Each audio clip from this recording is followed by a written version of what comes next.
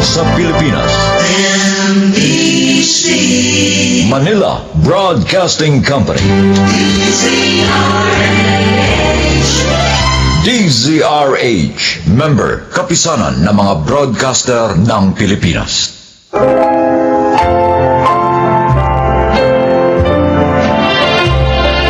Mga kaibigan, sa araw na ito, inyong maririnig ang kwento ng isang dalagang isinakripisyo ang tunay na itinitibok ng kanyang puso upang mapanatili ang respetong iniingatan para sa kanyang sarili. Siya ay si Veron. Nakapag-aral ako sa isa sa mga kilalang universidad dahil sa scholarship ng isang foundation na tumutulong sa mga estudyanteng tulad ko na nagtapos mula sa public high school. Dito ko nakilala si Arman na naging kaklase ko mula first year hanggang fourth year sa kursong computer science.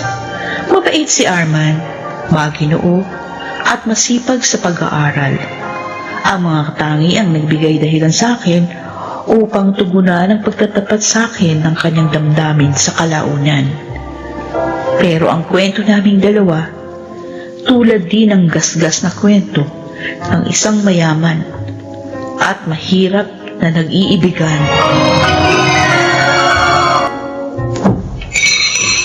Ang ibig mo sabihin, magkahiwalay ang mga magulang mo, Veron? May iba na po kasing pamilya si Itay, tita. Ang nanay mo, ganun din. May iba na rin kinakasama? Wala po. Nang iwan po kami ni Itay, dalawa na lang kaming namuhay ni Inay. Oh, na-stress ako sa sitwasyon ng pamilya niyo. Pati tuloy sa pagkain, nawala na ako ng gana. Tatapatin kita, Veron. Hindi kita gusto para kay Arman. Kaya ngayon pa lang, sinasabi ko na sa'yo, layuan mo ang anak ko.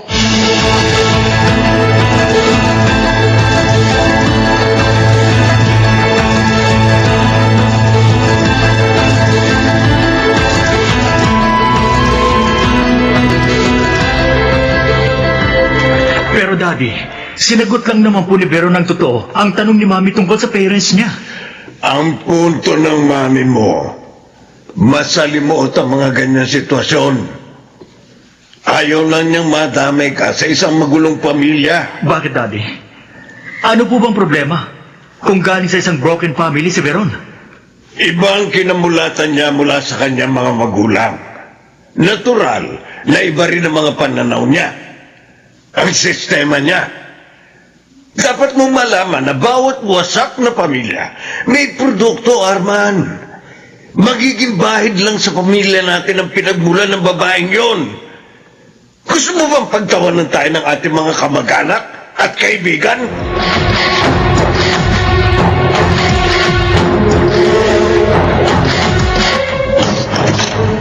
Oh, Veron, tayo nang magkapunan, anak. Susunod na lang po ako, Inay. Teka, umiiyak ka ba? Namumugto kasi yung mga mata mo. May kinalaman ba sa pagpapakilala sa iyo ni Arman sa kanyang mga magulang? Negatibo po ang pagtanggap nila sa akin. Lalo na nung malaman nila tungkol sa sitwasyon natin. Ayun na namang issue ng sirang pamilya. Ako kuminsan, ginagamit na lamang nilang dahilan yon para sa mga pansarili nilang interes sa kanilang pera. Sa dignidad nilang questionable. Dahil pa rin sa kanilang inaasal.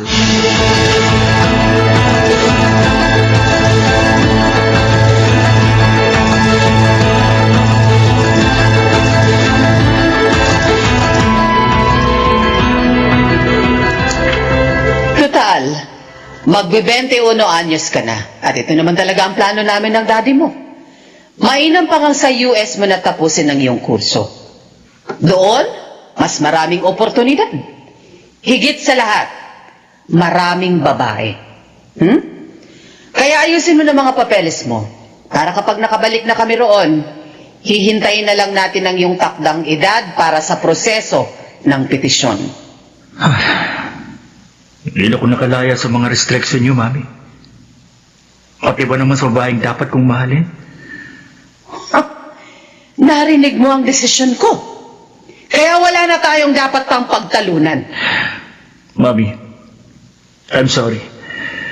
Pero hindi ko kayang lumayo kay Veron. Mahal ko siya. Siya ang pumupuno ng mga pangarap ko. Pwes, sa ayaw at sa gusto mo, lalayuan mo siya.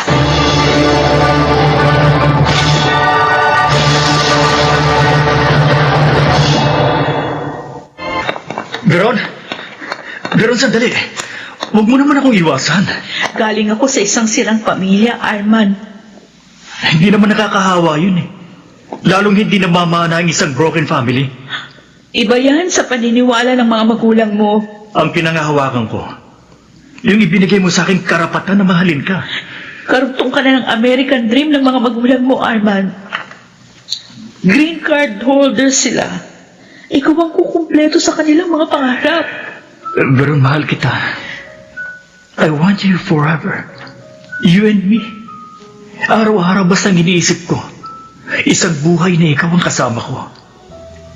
Iiwan mo pa rin ako kinukontra ang malulungkot na sandali. Dahil sa ayaw ko at sa gusto. Kailangan ko makasanayan ng kirot na iiwan mo dito sa puso ko. Pero sana nga, lahat ng sakit na mararamdaman ko sa paglilimutan natin, kailangan kong tanggapin ang maluwag sa aking dibdib. Na magiging kwento na lang ang mga yun sa paglipas ng panahon.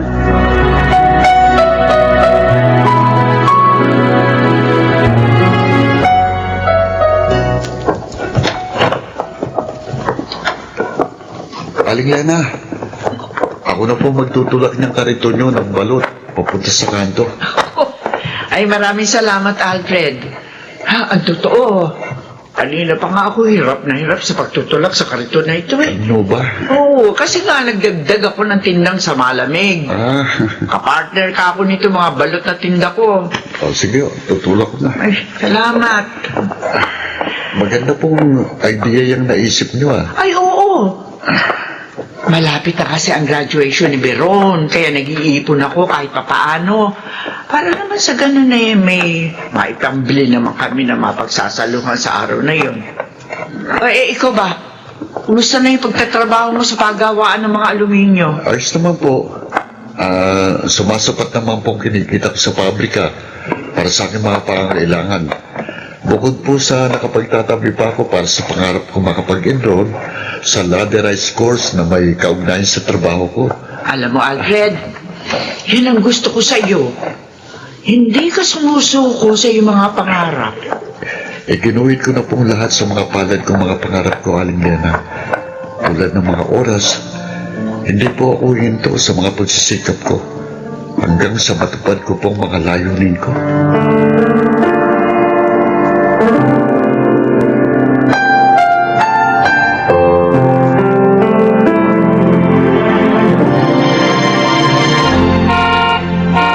Arman, ang parents mo. Arman! Alam mo mamayang gabi ang alis namin ng daddy mo pabalik ng US. Pero pinaghanap mo pa kami sa babahong lugar na ito para lang makita ka. Mami, may mahalaga na po akong sasabihin kay Veron. At sa araw pa ng flight namin ng daddy mo? Bakit? Mas importante ba kesa sa amin ang sasabihin mo sa babaeng yan? Ma'am, please. Arman, sabi ko naman sa'yo, hindi ka na dapat pa nagpunta dito. Sige na, mama ka na sa kanila. Veron. Ano ba? Kailangan pa ba munang bigwasan ng lalaking yan bago umiwalay sa babaeng yan? Arman, mahuhuli kami sa flight namin. Huwag mong sagarin ang pasensya ko, Arman. Ano? Hindi ka pa rin ba talaga titilit ka? Talaga gusto mo akong subukin? May gusto kang patunayan? Daddy.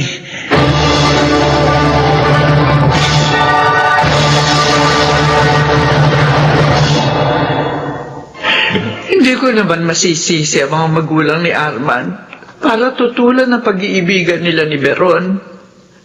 Karapatan nilang hangarin ang para sa kapakanan ng kanilang anak.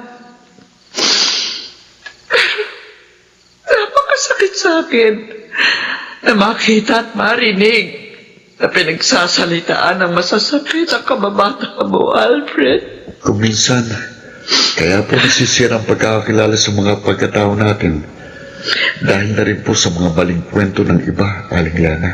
Isang malaking kasalanan na ba ngayon ang manggaling sa isang sirang pamilya na kailangang kapuutan, isumpa at huwag ibilang sa lipunan?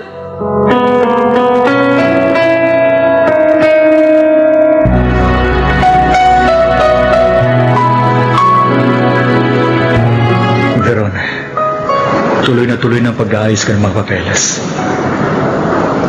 Sakaling magkaroon ng go signal ang petisyon sa akin na Daddy at Mami. Matutuwa sila. Hindi sila mabibigo sa mga plano sa iyo. Lalo na, maganda ang kanilang layunin para sa iyong kinabukasan. Hindi ko inaasahan. Haharap ako sa ganito kahirap na sitwasyon sa pagitan nating dalawa. Tama lang na maglimutan na tayo. Dahil hanggat hindi ako bumibitiw sa ating relasyon, iisipin pa rin ng parents mo. Pera lang ang habol ko sa'yo. At ang oportunidad na makarating din sa Amerika. Alam mo kung gaano kita pinaglaban sa kanila. Pero kailangan ko rin ipaglaban ang aking karapatan. Kailangan kong pahalagahan at irespeto bilang tao. Dahil kung hindi ko pangangalagaan ang aking dignidad, sino pa gagawa nun para sa akin? Gusto kong malaman mo na napakasakit para sa akin ang paghihiwalay natin ito. Turuan mo ring lumimot ang iyong sarili. Sana nga dumating ang araw na pwede ka nang magmahal ng malaya. At yung po pwede ka rin mahalin ng malaya.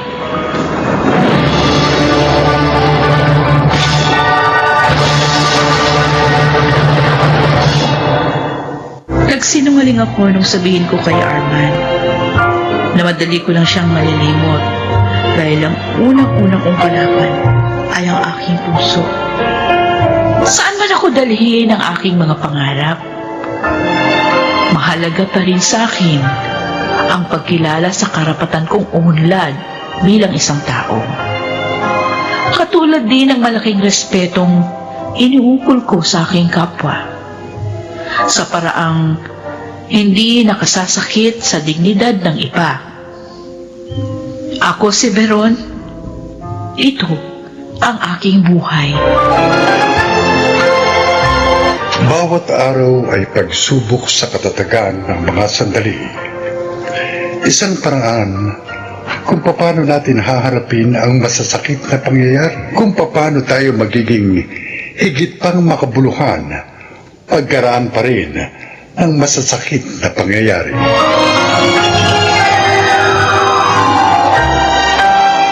Mga nagsiganap, Susan Robles, Jeneline de la Cruz, Maynard Landicho, Lionel Benamin, Phil Cruz, at Rosana Villegas sa papel na Veron.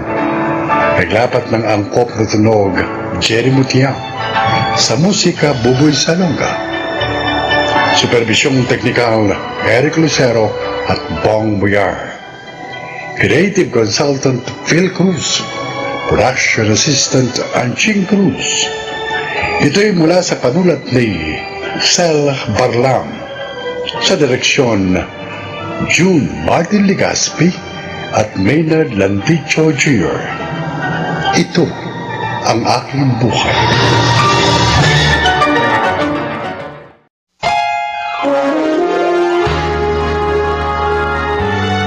Kauna-unahan sa Pilipinas. Manila Broadcasting Company. DZRH, member, kapisanan ng mga broadcaster ng Pilipinas.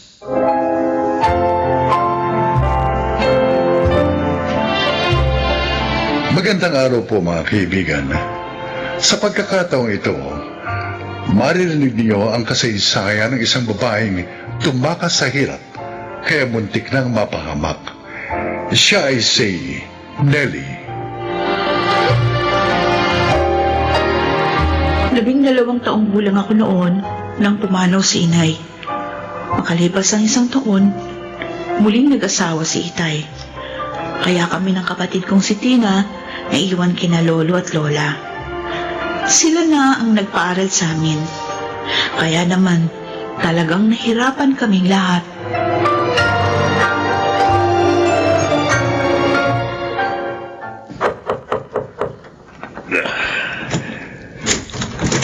Mang Crispin, Oo. Magandang dalaga pa lang kumakatok. magandang umaga po. Mas maganda ka pa sa umaga, Nelly. Dala ko na po yung mga binili yung isda, yung bangos, dalagang bukid at saka lapu-lapu. Ba't ikaw ang nagdala? Kasi po may sakit si na Lola Conching tsaka si Lolo Tasio. Sa bagay, mabuti na rin ikaw ang naghatid ng mga ito. Ha? Nakita kita. Ha? Teka, ito. Kunin mo ito. 2,000? Naku, wala ho akong susukli dyan. Sa'yo na ang sukli. Alam kong kailangan mo yan. Ho? Naku, nakakaya naman po. Huwag ka nang mahiya. Ako naman ang kusang nagbigay niyan eh. At sana naman, huwag mo na akong tinatawag na Mang Crispin para hindi nakakailang. Alam mo, napakaganda mo, Nelly. Hindi bagay sa'yo magtinda ng isda. Ha? Didiretsoy na kita. Noon pa, gusto na kita. May damdamin na ako sa'yo. At kung papayag kang pakasal sa akin, pagiginhawain ko ang buhay mo. Maging ang pamilya mo.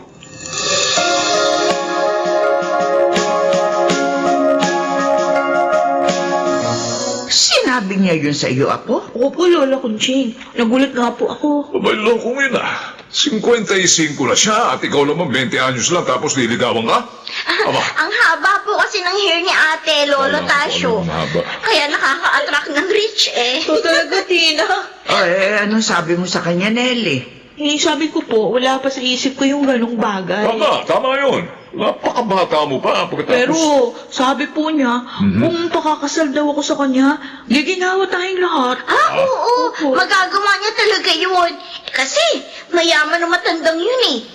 Ay, ate, pag pumayag ka, sabihin mo, bigyan ng maayos na bahay si na Lola. Aba. Pati tindahan at bigasan. Hoy, Tina, ano ka ba? Eh, si Mang Crispin naman po nag-alok Lola eh. Eh, di sabihin na natin ang gusto natin. Kung magkakaroon kayo ng tindahan at bigasan dito, matutulungan ko kayo sa pagtitinda. Oo nga. Hindi na rin ako magtitinda ng isda. At saka, nakakapag-aral na ako sa kolehiyo. Ako, nanginis na pang mga mata mo. Huwag mo sabihin pakakasal ka sa taong yun. Ilang buwan pa lang siya dito sa lugar natin. Hoy, tama ang lolo mo, Nelly. Aba, At saka isa pa ha, ay mali na pakasal ka sa isang tao upang makatakas lamang sa kahirapan. Dahil sagrado ang kasal, Apo. Kasi po, Lola, naisip ko, biyaya na yung lumalapit sa akin. O di po ba dapat, huwag ko nang palagpasin?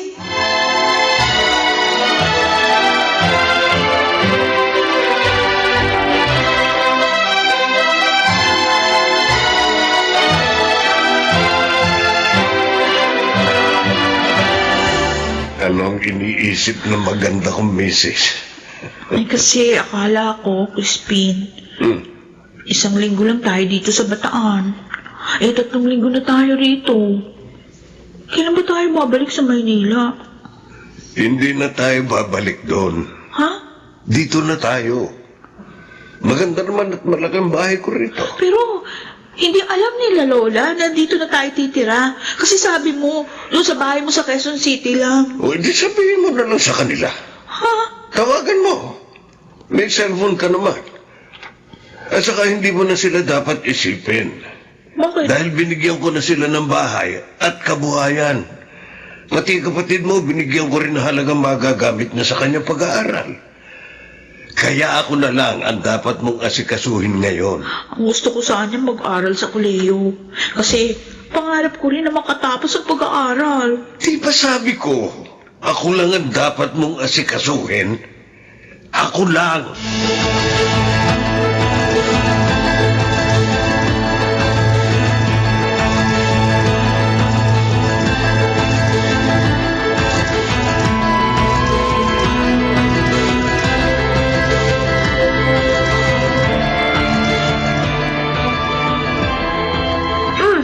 Lola, bakit hindi nyo ginagalaw ang pagkain nyo? Oo nga naman, Kuching.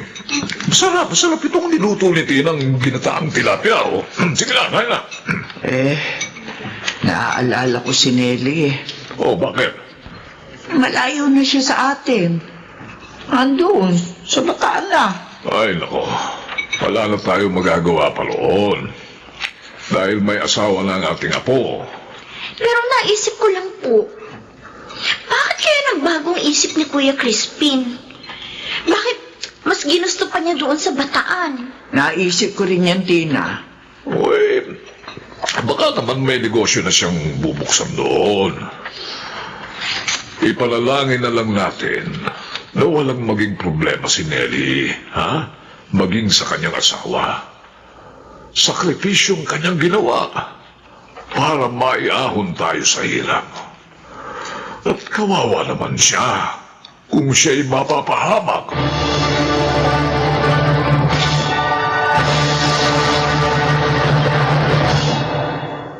Ay, nako. Nakakapagod ang biyahe. Pero okay lang. Masaya naman yung birthday party ng kaibigan mo eh.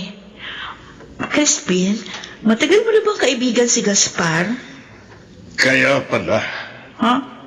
lahat ng sabihin niya, hagal pa ka ng tawa. Oh, Ang harot mo.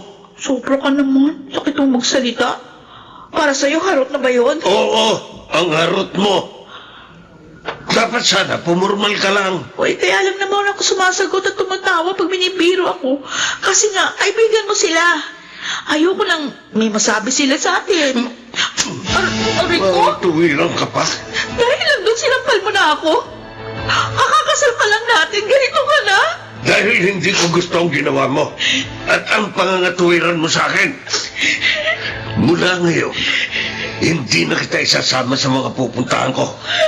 Dito ka na lang sa bahay.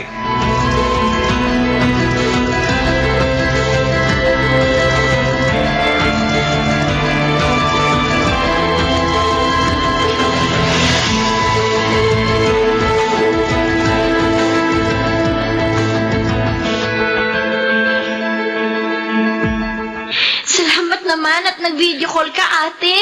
Wala dito si Crispin ngayon. Kaya sinamantala ko yung pagkakataon na tawagan kayo, Tina. Bakit? Hindi ka ba maaaring tumawag pag nariyan siya? Lola Kuchi. Ate, bakit malungkot ka? Oo nga naman, Apo. May problema ka ba kay Crispin? Lola, napakaseloso niya. Gusto niya, siya lagi aasikasuhin ko. Ano? Nananakit din. Kahit na nagpapaliwanag lang ako, bigla akong sasaktan. Eh kung ganyan siya, iwan mo na siya, ate. Huwag kang magtiis sa kanya. Tina, hindi yun ganun kadali. Kasal kami. At marami siyang naibigay sa inyo. Sabihin mo, sinusumbat ba niya mga yun sa'yo?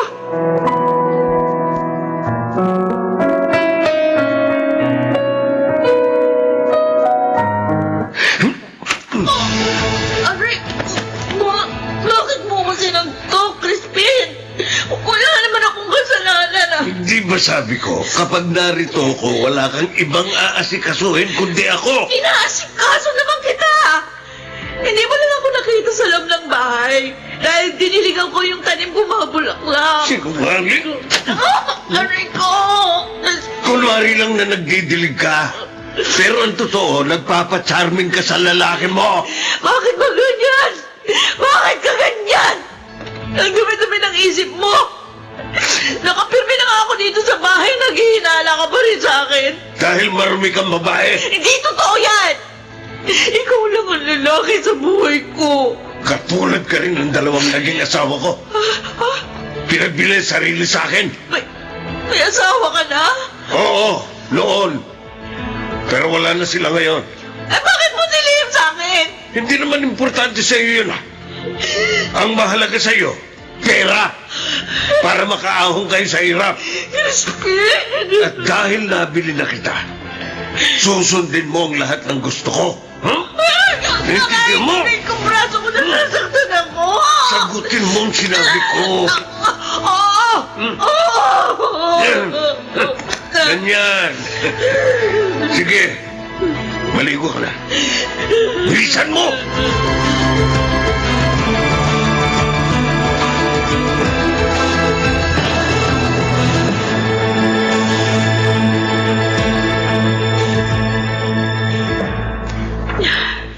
Umalis na naman si Crispin. Hindi ko alam kung kailan babalik. Pagkatapos niya akong suktan at gamitin. At ngayon, talagang nakakulong na ako dito sa bahay niya. Dahil hindi niya na ako pinayagan magpunta kahit sa tindahan. Ayaw niya ako lumabas. Hindi ko na rin matawagan si Tina. Dahil kinuha niya yung cellphone ko. Sana pala hindi na lang ako nagpakasal sa kanya. Maling-mali ako. Maling-mali. Amali, umiiyak kayo? Francis, sabi mo sa akin, gaano ka nakatagal nagtatrabaho kay Crispin? 10 taon na, ma'am. Ha? 21 ako nang magsimulang magtrabaho kay Sir. O, di kabisado mo ng ugali niya. At siguro, alam mo rin yung tungkol doon sa dalawang nauna niyang asawa. Alam mo na palang tungkol sa kanila. Ngayon ko lang nalaman nga. Hindi ka dapat magpakasal sa kanya eh. Masama siya. Sabihin mo nga sa akin, nasan ba yung mga naging asawa niya? Nasaan sila? Napakasiloso ni Sir Crispin. Yun ang dahilan kaya ang mga babaeng yun Ay ano, Francis, sige tuloy mo. Pinatay niya mga yun. Ano? Oo, inilagay sa drum ng semento at ibinaon sa likuran ng bahay na ito. Oh, Diyos ko! Di! At ikaw, kasabot ka niya sa ginawa niya? Hindi. Driver at boy lang niya ako dito. May mga tauhan siyang inuutusan. Alam niya ba hinanlog ko eh. Ay, Diyos ko, baka patayin din niya ako. Tumakas ka, Nelly, habang may panahon pa. Paano gagawin ko? Paano yun? Masusundatin niya ako. Hindi cellphone nga, wala na rin ako. Francis, magtulungan tayo para matapos na ang kasama ni Crispin at para makawala na rin tayo sa kanya.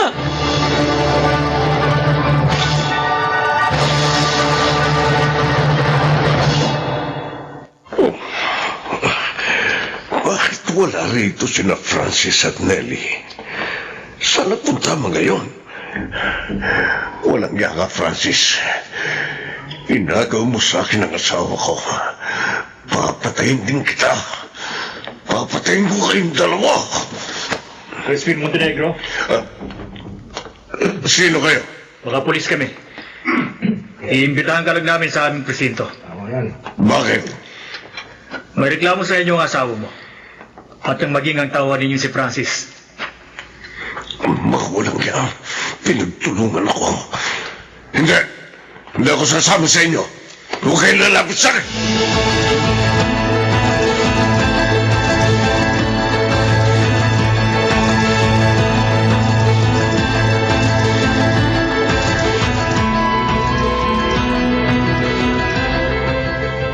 Lola Conching, bakit po malungkot kayo?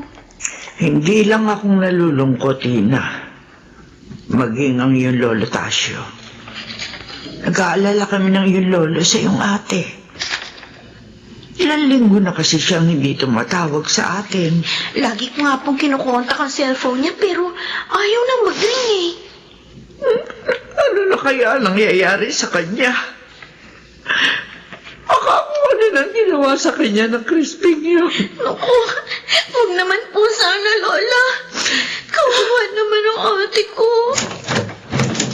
Lola! Ate Nelly! Apo! Paano ka? Patay na po si Crispin. Ano nangyari, ate? Inimbitahan siya ng mga pulis para sumama sa presinto. Pero sa halip na sumama, binunot niya ang kanyang baril at nagbaril siya sa sarili. Oh, Diyos ko! Naguguluhan ako. Ano bang kasalanan niya para puntahan ng mga pulis? At saka, bakit siya nagpakamatay? Kukwento ko lahat sa inyo yan. Pero gusto kong malaman niyo, ang laki ng pasasalamat ko sa Diyos.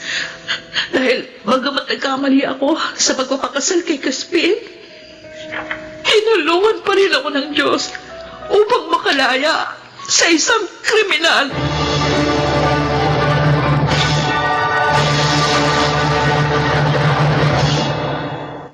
Maraming taon na ang lumipas nang maganap ang pangyayaring yon.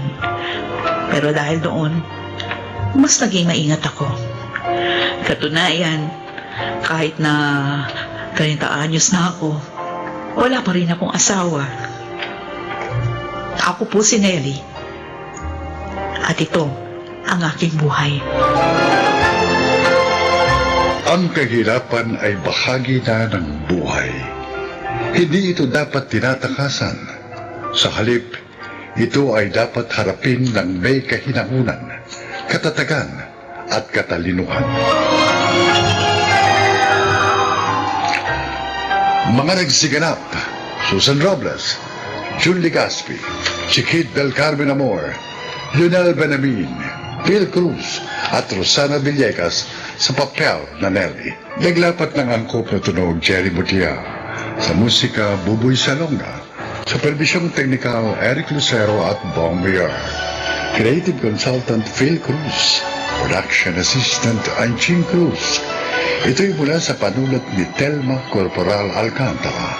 Sa direksyon, June Martin Legaspi at Maynard Landicho Jr. Ito ang aking buhay.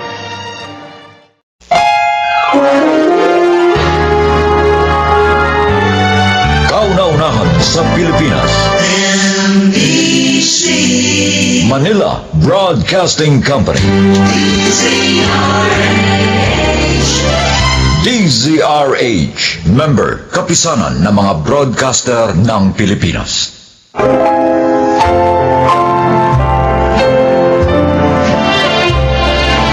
Mga kaibigan, narito ang isang kasaysayan na kapupulutan nyo ng aral sa buhay. Ito ay ang kasaysayan ni Egay.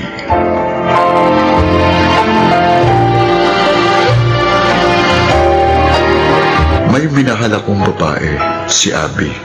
Ipinigay ko sa kanyang lahat. Ginawa ko siyang mundo ko. Ngunit hindi yung naging sapat para manatili siya sa akin.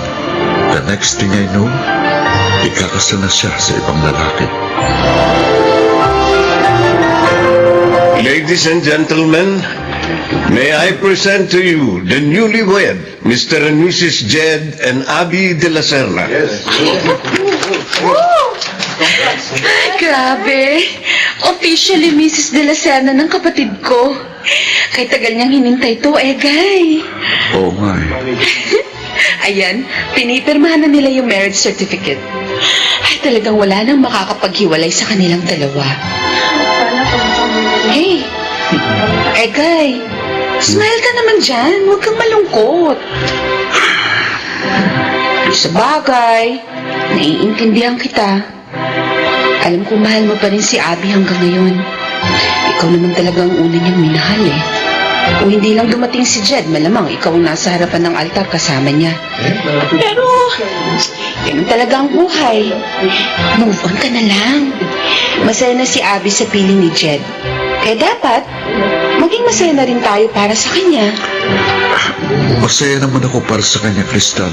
Oh? Sabi ko nga sa kanya, bago siya ikasal, suportado ko siya sa anumang desisyong gagawin niya. Tama yan. Huwag ka mag-alala. Mahahanap mo rin yung totoo mong kaligayahan.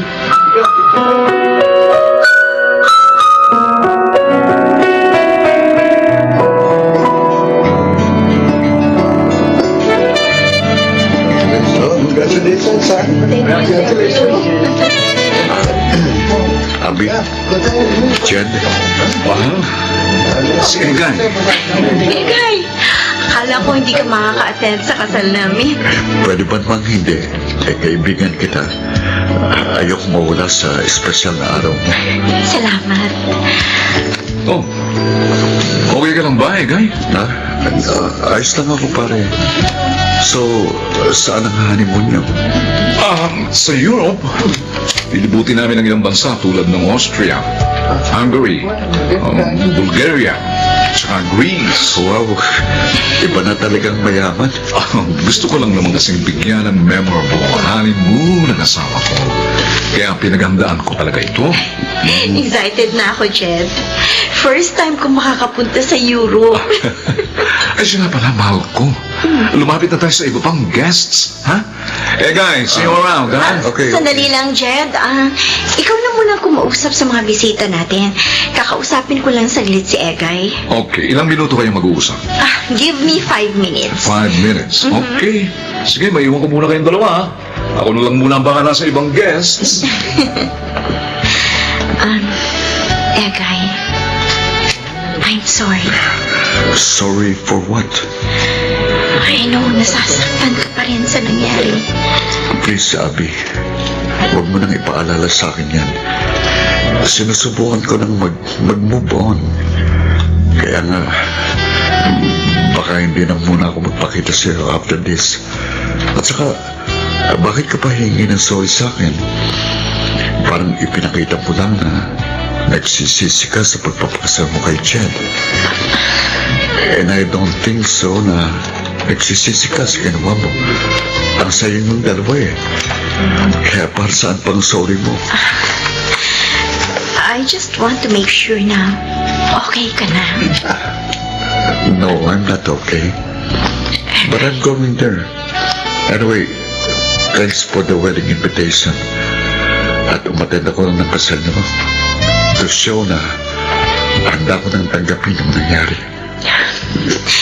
Your presence is highly appreciated. Salamat na marami, Egay. Paano, Abby? Best wishes na lang. Enjoy your life with him. At kapag okay na ako 100%, I would consider na maging ninong sa anak ninyo.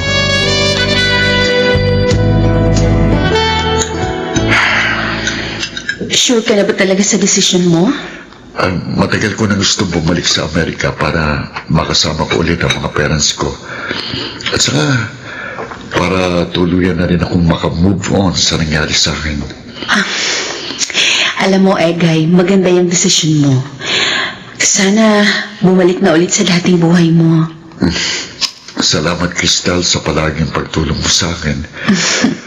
Dahil sa'yo kaya medyo bumaba ang emotional stress ko dahil sa nangyari sa amin ng kapatid mo. Ano ka ba? Wala yun.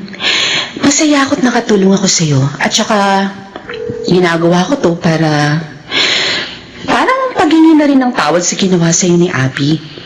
Alam ko naman na minahal mo siya. Si Abby lang itong walang satisfaction. Hindi ko na sinisisi si Abby sa nangyari sa relasyon namin. Siguro, this is God's will.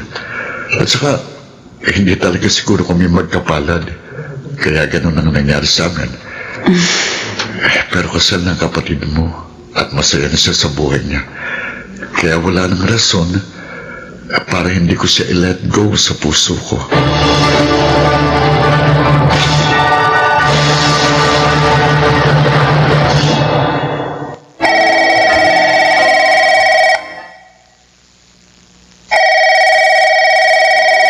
Hello? Crystal, Yes? Ako nga. Sino to? do you still remember me? Does Edgar Manansala still ring a bell? Oh, Egay! Grabe, hindi kita nabosesan, ha? Pasensya ka na. Wait! Ano, kumusta ka naman? Saan ka na? I'm here at Shuttle. Well, After 5 years, I'm planning to go home. Really? Oh, that's nice. Ikaw, Crystal, kumusta ka na? May asawa ka na? Wala pa rin. As in, single pa rin? Yeah, ganun talaga. Hindi ko pa rin makita si Mr. Right after 5 years. Pero okay lang. Maganda naman ang career ko. Oh, so, what made you decide na uuwi ka na ng Pilipinas? Well, I miss everything, including you. Oh, ganon? Pero good decision yan. Masaya ako at babalik ka na ng Pilipinas.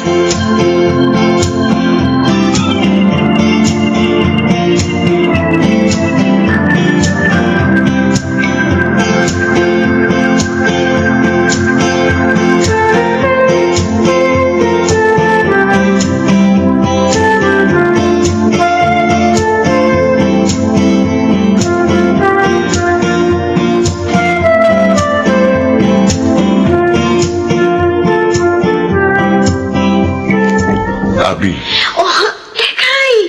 Ikaw pala. Umuwi ka na pala galing ng Amerika. Ano, kumusta ka na? eto, okay lang. Ikaw, Okay lang. Pero nabigla ako sa pagdating mo dito, ha? Kanino mo nalaman ang address ng bahay ko? kanino pa ba? Di sa half-sister mo? Ganun ba? Mabuti naman napasyal ka. Kala ko nakalimutan mo na ako. Pwede ba yun? Siyempre hindi. Kayo ni Crystal ang ilan lang sa mga kaibigan ko dito. Pero, curious lang ako, ha? Bakit ka umuwi? For sure, ang ganda-ganda na ng buhay mo dun sa Amerika. Well, hindi sa lahat ng pagkakataon masaya ako doon sa Amerika. Pero siyempre, hindi may iwasan na ma-miss mo yung lugar na kinalakihan mo. Babalik ka pa ba ng Amerika? Oo. So, nagbabakasyon ka lang pala dito. Hanggang kailan ka tatagal dito? Pinakamatagal na sigurong 6 months. Tapos kailangan kong bumalik ulit ng US to maintain my residency required for citizenship. Ganun ba? Abi, maraming naikwento sa akin si Crystal tungkol sa'yo. Ha? Talaga? Tulad ng, ano? Na hindi raw kayo magkaanak ng asawa mo. Hindi kami magkaanak ni Jet. Kasi may diferensya ang matris ko. Yun nga. Kaya nagluloko ang asawa mo. Huwag na natin yung pag-usapan. Kung niloloko ka na, bakit hindi mo pa siya hiwalayan? Hindi naman ganun kadali yun, Egay. Mag-asawa kami. At hindi lang kami basta nagsasama. Kasal kami. Bukod sa, mahal ko pa rin si Jet. Abi, you deserve someone better. Yung kaya kang mahalin at panindigan kahit na may kakulangan sa pagkababae mo. Yung kaya kang tanggapin at respeto.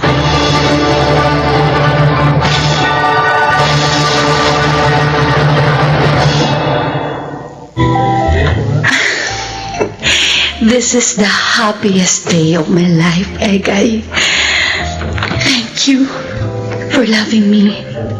Ako ang dapat magpasalamat sa iyo, Crystal. Kasi finally, sinagot mo na ako. Well, naisip ko, bakit ko pa patatagalin? Kitang-kita ko naman na mahal mo talaga ako. At saka, mabuti na rin yung sinagot na kita. At least, akin ka na. Hindi ka na maaagaw pa sa akin ng iba. I promise, hindi mo pagsisisihan ang naging boyfriend mo ko. Crystal! Oh, Egay! Abby! Come, join us. Ano palang ginagawa mo dito? Ay, may imimit lang akong client dito sa resto. Okay yun, Egay. Anong balita sa inyong dalawa? Well, magandang balita. Boyfriend ko na si Egay. Ha? Excuse me. Mag-CCR lang ako. Are you okay, Abby? Medyo sumama lang ang pakiramdam ko.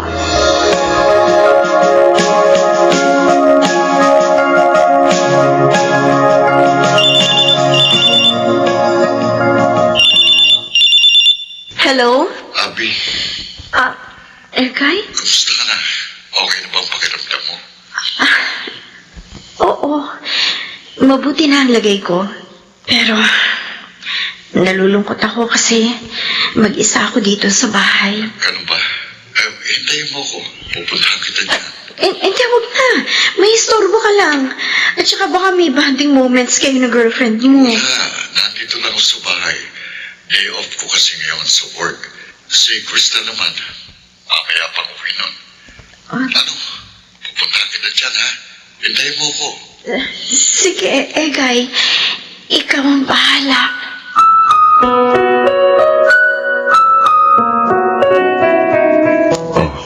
Kumain ka lang ng kumain dyan. Magpakabusog ka. Salamat, Egay. Talagang inasikaso mo pa ako ngayong araw. Sa bagay, palagi mo naman ginagawa ito sa akin. Basta't matiyak ko lang na maayos na ang ligay mo. Okay na ako, kampante na ako.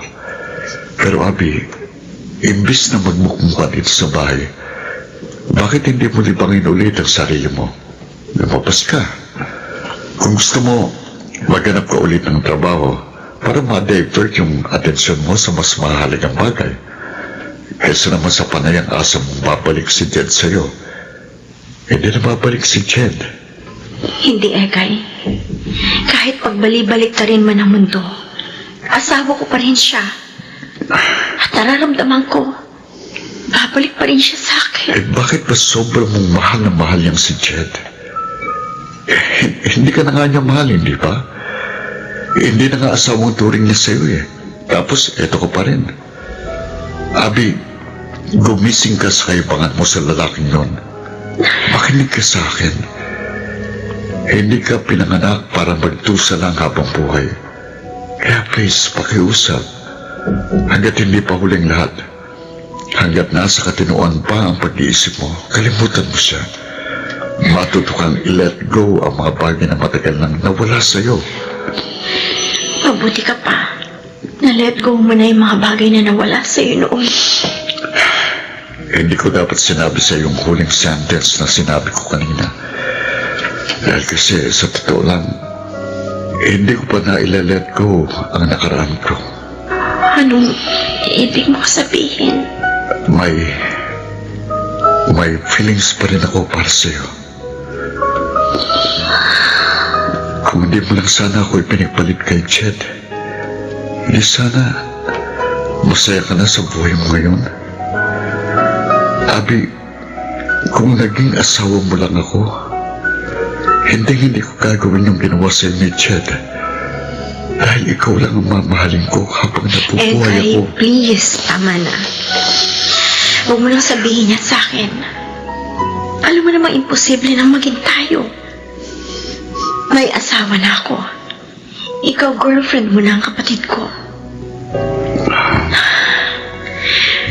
Mas deserving sa pagmamahal mo si Crystal kaysa sa akin. Abi, Masaya na ako sa setup nating dalawa. Hanggang dito na lang yon. Huwag na tayong gumawa pa ng panibagong problema. Abi! Egay! Oy, pumasok na kayo sa loob. Magkasimula ng party. tara na, Abi. Pumasok na tayo sa loob. Mamaya na lang ako papasok. O sige, mamaya na lang din ako.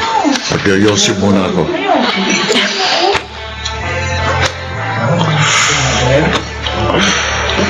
Siya nga pala, nabalitaan kong balak niyo magpa-civil wedding sa susunod na linggo bago kayo bumalik ng Amerika sa June. Oo, para maisama ko na si Crystal at doon na kami manirahan. Magpapakasal ulit kami pagdating namin ng shuttle. Buti pa kayo. Masaya na. Ang totoo niyan, hindi buo ang kasiyahan ko.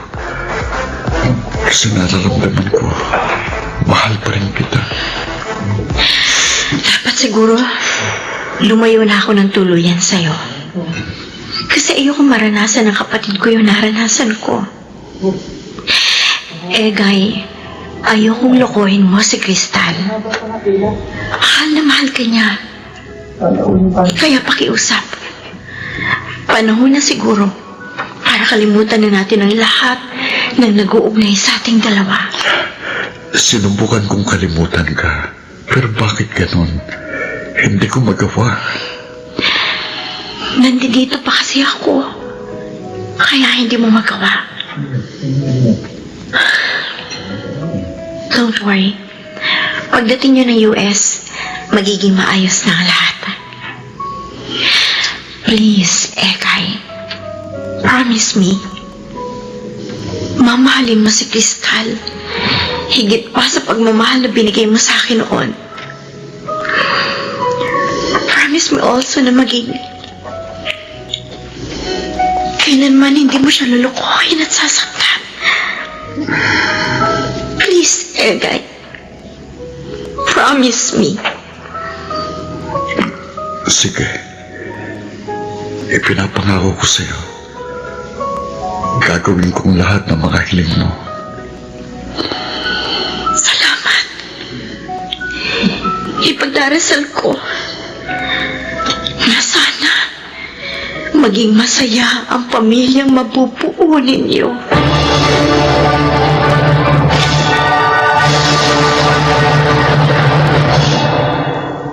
Hindi man kami nagkatuluyan ni Abby, pero masaya na rin ako sa aking buhay, kapiling ang aking asawang si Crystal. Mabuti talagang Panginoon kasi alam niya kung ano ang best para sa akin, at si Crystal yun. Ako si Egay, at ito ang aking buhay. Alam ng Diyos kung anong makabubuti sa buhay. Kung may mawala man, isipin mo na lang na sa tamang panahon, ibibigay niya ang tamang taong magmamahal, magpapahalaga at susuporta habang buhay. Mga nagsiganap: Chiquit del Carmen Amor, John Legaspi, Jeneline de la Cruz, Lionel Benamin, Rosana Villegas at Phil Cruz sa papel na Egay. Naglapat ng angkop na tunog Jerry Mutiang. Sa musika, Buboy Salonga. Supervisyong teknikal, Eric Lucero at Bong Villar. Creative consultant, Phil Cruz. Production assistant, Archie Cruz. Ito'y mula sa panulat ni Krishna Senga. Sa direksyon, June Martin Legaspi at Maynard Landicho Jr. Ito ang aking buhay.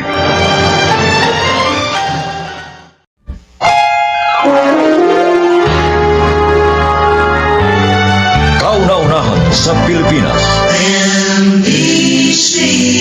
Manila Broadcasting Company. DZRH, member, kapisanan ng mga broadcaster ng Pilipinas.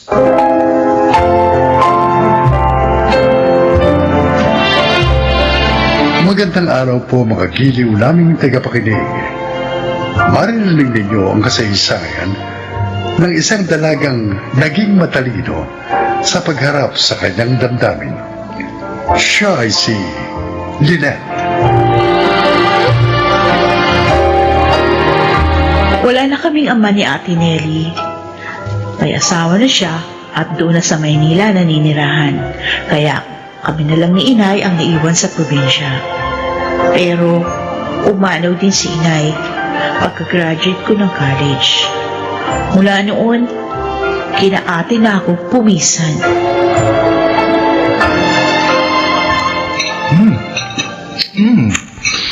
Sarap pala mag-bake ng cake ni Lynette. Totoo, Kuya Leandro? Oo, sabi. Okay na mo naman hanggang ngayon. Yan, makain pa rin ako. At lagi na tayong makakakain ng mga binake niya. Dahil nga, lagi na nating makakasamang kapatid ko. Yun. Okay na okay sa akin yun. Thank you, Kuya. Hindi ka naman dapat magpasalamat. Kapatid ka ng asawa ko, kaya dapat tulungan ka namin. Tama ang Kuya Leandro mo, Lynette. Isa pa, patatanggihan ko ba naman ang maganda kong hipag?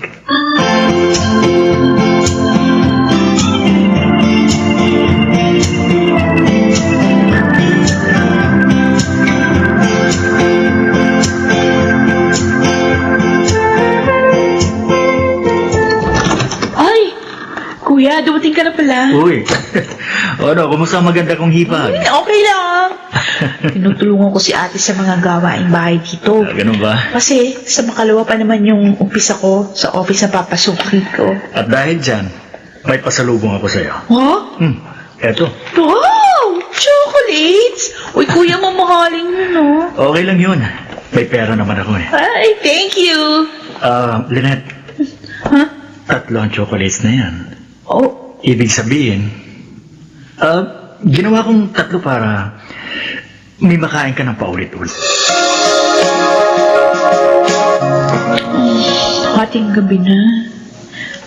Pero, di pa rin ako dalawin ng antok. Kahit na ayaw kong isipin, pilit na pumapasok sa isip ko si Kuya Leandro.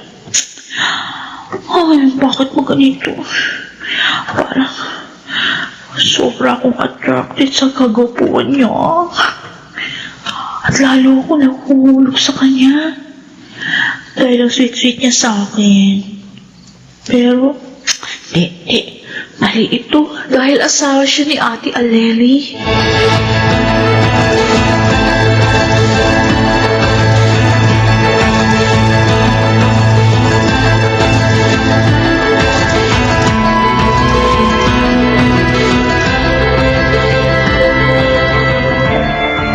Bakit naman hindi ka makakasamang mag-snack sa amin? Sandali lang naman tayo ni Digna. Ay, siya nga naman, Lynette. Don't tell me, ha? Susunduin ka uli ng bayaw mo. Oh, ganun na nga, Jimbo. Igno. Eh bakit ba lagi ka nalang sinusundo ng bayaw mo? Ha? Oo nga. Hindi ka na naman bata. Naalala lang niya ako, no? Alam kasi nila, ni ate na hindi pa ako matagal dito sa Maynila. Kaya pinayagan siya ni ating sunduin ako palagi. Uy, girl, huwag kang magagalit, ha? Bakit? Hindi rin tama na maging super close kayo ng bayaw mo, ha? Bakit nga? Baka isa sa inyo ang ma-fall or baka parehas kayong ma-fall in love sa isa't isa. Tama si Digna, Lynette. Tao lang kayo. Maaaring matukso. At ikaw, babae ka. Kaya dapat mas maingat. Di ba, Digna? Correct! Kaya, girl, dumistansya ka rin. Ang mas mabuti kung kay Jimbo ka na lang mapapalapit. Kasi binata ito eh. Pero yung Kuya Leandro mo, mahirap yun. Kasi asawa siya ng ate mo.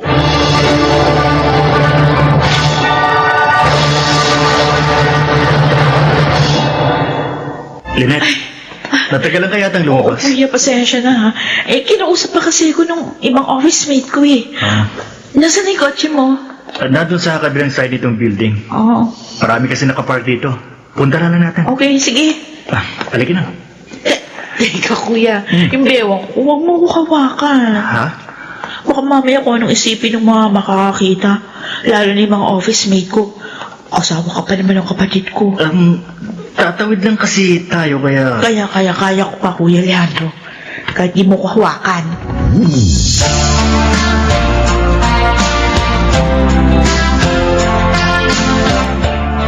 Yun ang problema ko, di ba? Naku, yun na nga bang inaalala ko noon pa, Day. Nagkaka-feelings ka na sa bayaw mo. At mukhang ganun din siya sa'yo. Ayoko naman ito eh. Gusto ko naman siya iwasan eh, pero paano? Pareho kami nakatira sa iisang bahay. Girl, umalis ka na kasi doon habang hindi pa huli ang lahat. Humanap ka ng ibang matitirahan. Eh, ano sasabihin ko lalo na kay ate? Ayoko makalata siya eh. Ayoko masaktan ko ate ko. Ay, naku, girl, mag-isip ka ng reason. Yun.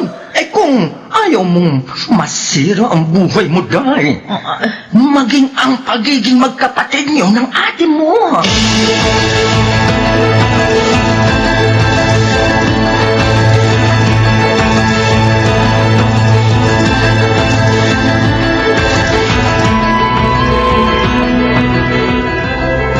Ay, oo, sige, Lynette. Ay, naku! Yun lang pala eh. Maraming salamat po, Tita Laura. Mabuti nga yun nang may makasama ako dito. Ano, hindi ako gaan malungkot. Nalulungkot po pala kayo dito, Tita. Oo naman. Kasi nga yung dalawang pinsan mo parang nasa ibang bansa na. Kaya talagang matutuwa ako kung makakasama kita dito.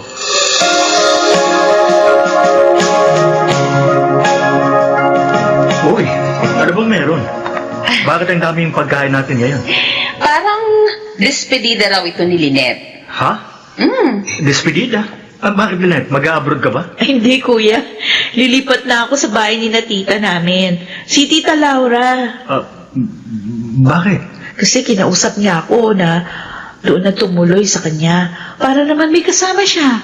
Nasa abroad na kasi yung mga anak niya eh. Mabait ang tiyan namin yon, Leandro. Isa pa, walking distance lang doon ang office ni Lynette, kaya okay lang sa akin. Kung ganun, hindi ka na pala namin makakasama. Ay, sandali. Kukunin ko nga pala yung ginawa kong dessert natin. Excuse na ha. Okay. Lynette, pwede ko bang makuha ang cellphone number mo? Para naman makakwentuhan pa rin kita kahit naroon ka na. Ay, naku, sorry Kuya, pasensya ka na. Pero mas mabuti kung kay Ate Aleli ka makikipagkwentuhan. Siya yung may karapatan sa panahon mo.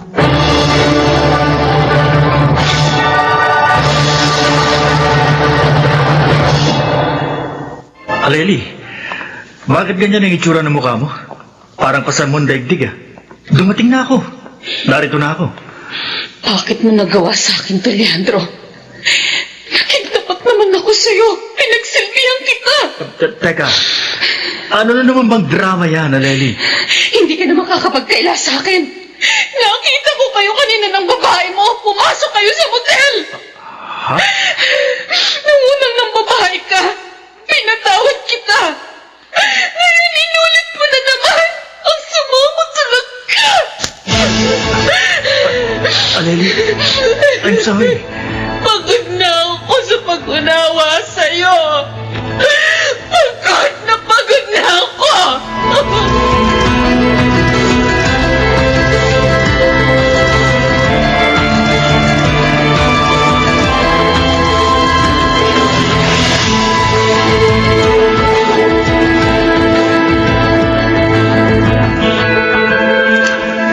Yung palang dahilan.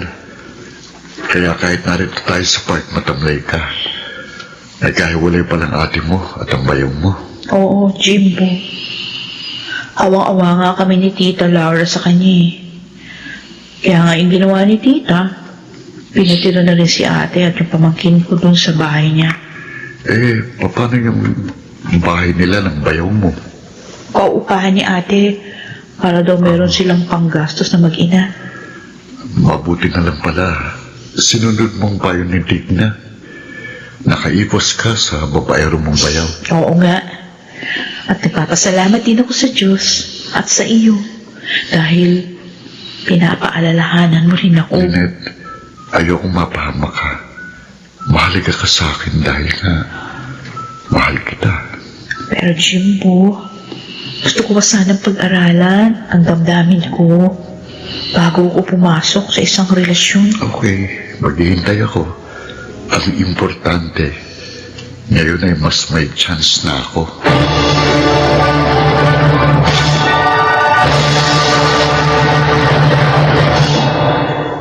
Nagbunga rin ang paghihintay ni Jimbo dahil ngayon, kasal na kami.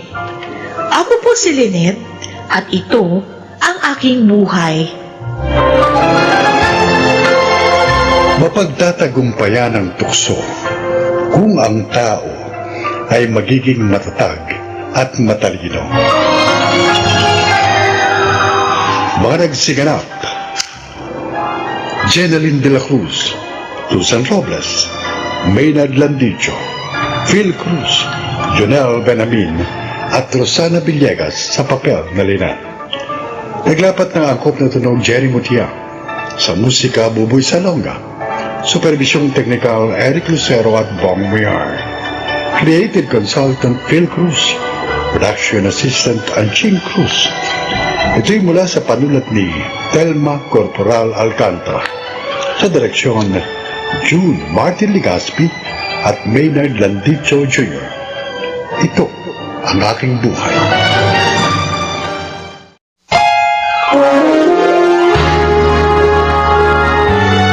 Kauna-unahan sa Pilipinas.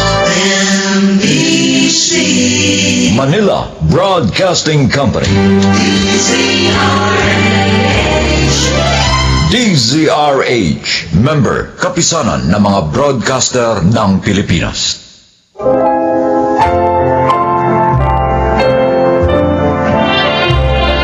Magandang araw po mga giliw naming tagapakinig. Maririnig ninyo ang kwento ng isang inang muntik mawalan ng kanyang anghel. Siya ay si Belinda. May anak na ako nang matapos ko ang college. Bata pa kasi kami ni Oliver na mag-asawa. Tinulungan lamang kami ng parents namin kaya kami nakatapos sa pag-aaral. Masaya naman ang first 2 years namin, ngunit nagbago ang lahat. Lumitaw ang pagiging babaero niya. Kaya naman naghiwalay din kami, kahit na nga meron na kaming anak. Belinda! Halika na! Sabayan mo ako mag-almusal. Templado na itong kape mo. Nay, salamat po. Sino nga ako pala yung kausap niyo kanina sa telepono? Ang asawa mo.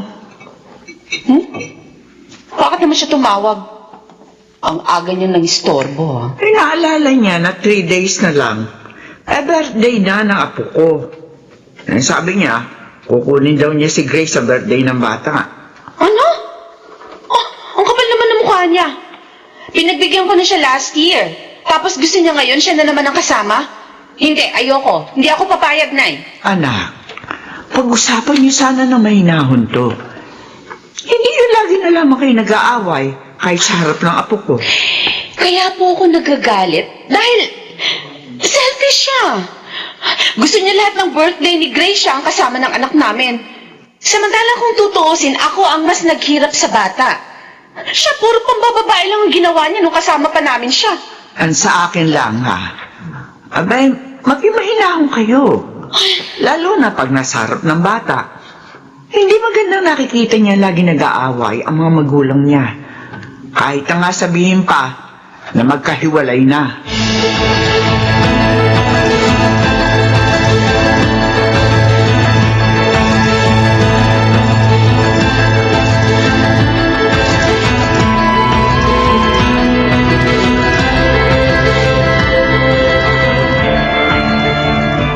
Han, tuloy na yung outing namin 3 days from now, ha? Sa Baguio yun. At syempre, sasamahan mo ko. No, Chelsea, hindi maaari. Bakit? Wala ka naman pasok sa office mo na.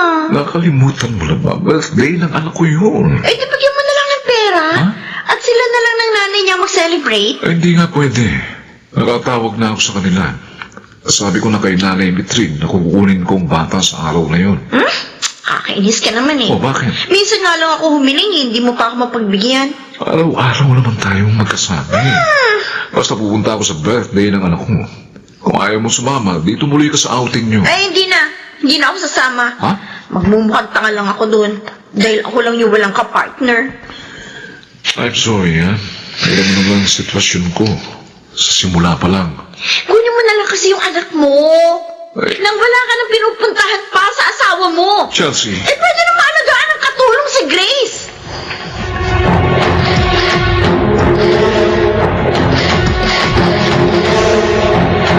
Daddy! Grace, anak. Happy birthday, ha? Thank you, Daddy! Mamamasyal tayo buong maghapon. Ibibili rin kita ng maraming damit at laruan. Daddy? Who is she? Siya ang tita Chelsea mo, anak. Ang girlfriend ko. Hello, Grace. Hello po. Daddy, parang hindi naman po siya yung kasama natin last birthday ko. Kasi, Iha, naging girlfriend ako ng daddy mo, tapos na yung birthday mo. Anak, okay lang yun, ha? Ang mahalaga, kasama na natin siya ngayon. Oh, sige, halika. Bibihisan na kita, ha? Where is your dress, Iha? Here po! Yan. Dapat kasi, doon ka na lang sa amin ng daddy mo. Mas malaki ang bahay namin.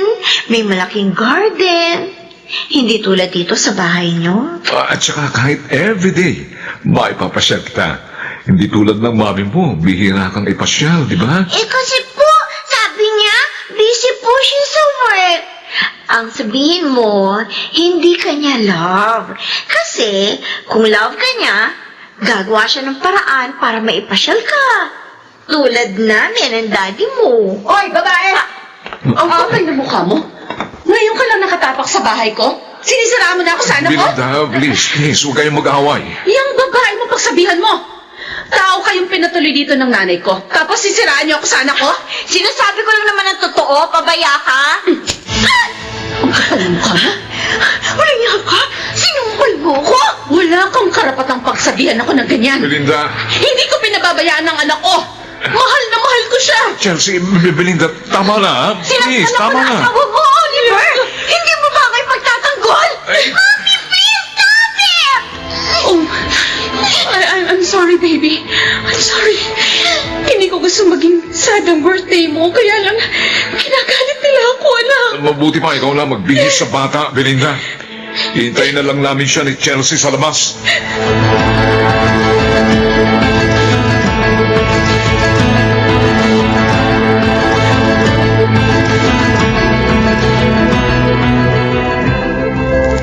Anak, papasok ka na ba sa opisina?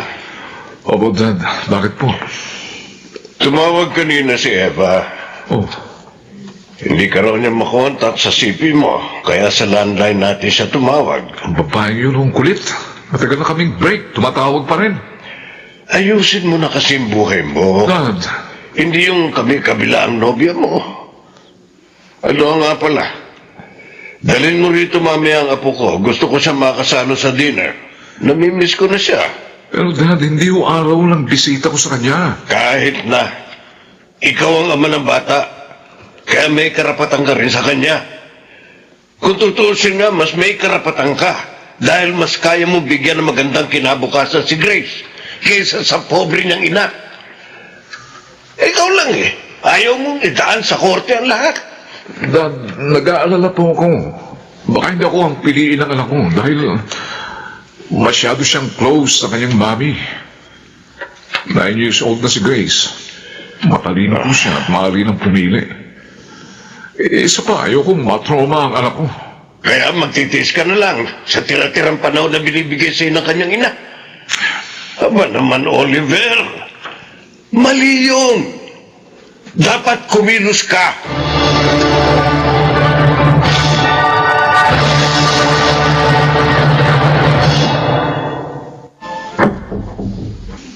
Go.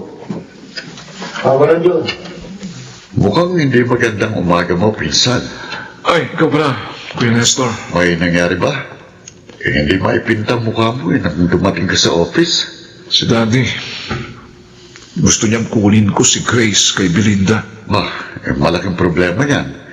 Tiyak na hindi papayag si Belinda na mapunta sa iyong custody kay Grace. Kung ipipilit mo naman, baka apekto rin yun sa pamangkin ko. Yun din nga ang sinabi ko kay Dad. Pero sabi niya, dapat daw kumilos ako. Si Tito Efren talaga. Pinaiiral na naman ang gusto niya. Dapat kasi, pinsan, pag-usap kayo ng maayos ni Belinda. Itabi niyo ang galit niyo sa isa't isa upang makapagplano kayo ng maganda para sa inyong anak.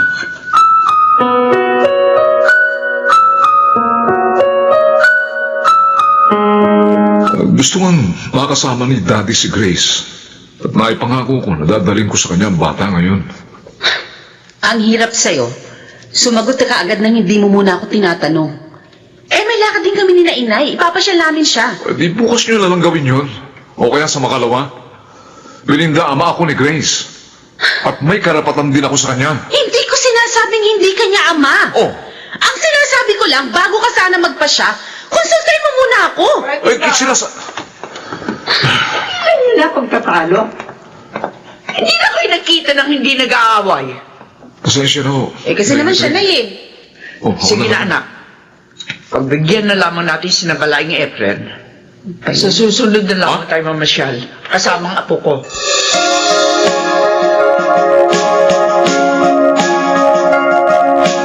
Oh, Apo, why are you sad? Maganda naman dito sa Tagaytay, ah. Grandpa, you said Mommy will follow us. Bakit umaga na? Wala pa rin si Mommy. Anak, busy pa sa work ang mami mo eh, ha? Wait ka na lang muna, ha? Ang hirap kasi sa mami mo eh. Mas importante pa sa kanya yung trabaho niya kaysa sa'yo. Kaya nga naiisip ko na hindi niya talaga mahal itong apo ko. No, that's not true, Grandpa. Mahal ko kay Mommy. Anak, Baka lang hindi niya alam na dito tayo sa Tagaytay nagpunta. Kaya hindi siya makasunod. alam niya, anak. Alam niya. Ibalik niyo na ako kay Mommy. Ayoko na po dito. Grace, look, I'm your father, ha? And this time, ako lang masusunod. Pag sinabi kong dito ka lang, dito lang. You're a liar, Daddy. Grace, Gusto niyo lang kaya ako iluluhin, Mommy. Apo, tumahan ka na. Wala ka namang magandang kinabukasan sa mami mo. Samantalang sa amin ng daddy mo, meron. Maaari ka namin dalhin sa ibang bansa para mag-aral doon. No! I don't like! I hate you, Daddy! Grandpa! Niloko niyo lang ako!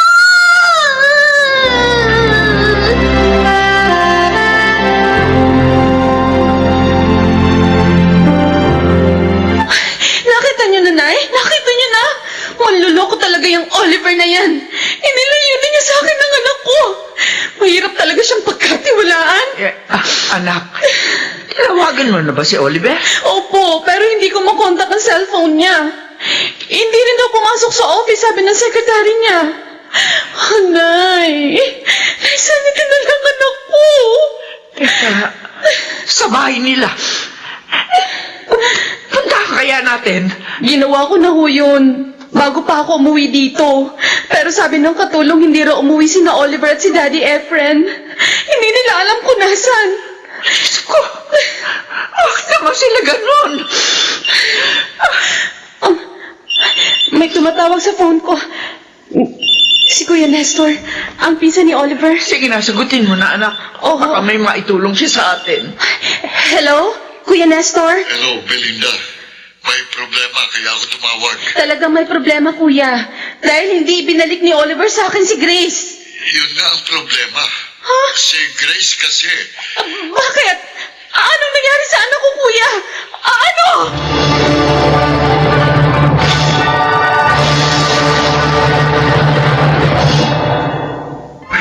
Saan siya, Belinda?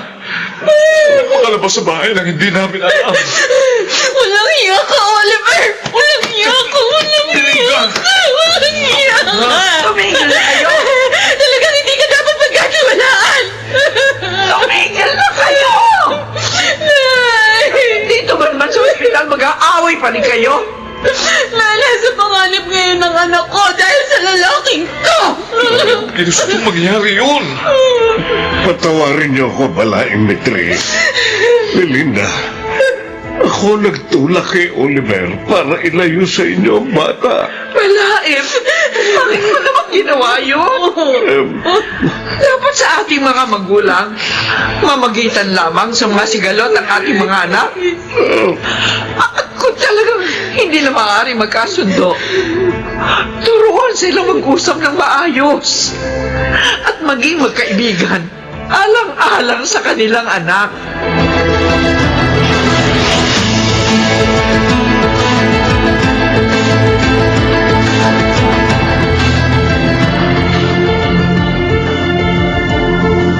Belinda, kanina pa kita hinahanap. Narito ka lang pala sa chapel ng ospital. Anong kailangan mo? Ligtas na ang anak natin. Diyos ko! Diyos ko, maraming salamat po! Sana, Salamat at pininig niyo niyo ang panalangin Belinda, sana mapatawad mo rin ako sa ginawa ko. At pangako, makikipag-usap na ako sa iyo ng maayos para sa ating anak. Ako man, Oliver. Sisikapin ko makipagkaibigan na sa'yo. Huwag lamang mawala sa atin ng ating anak.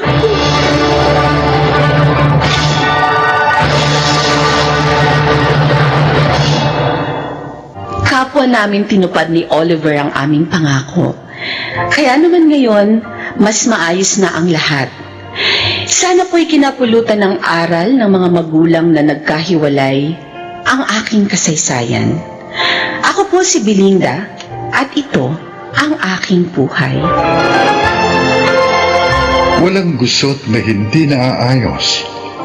Basta't ito'y pinag-uusapan at pinagkakasunduan ng mga taong nasasangkot tungo sa isang masaya at mapayapang buhay.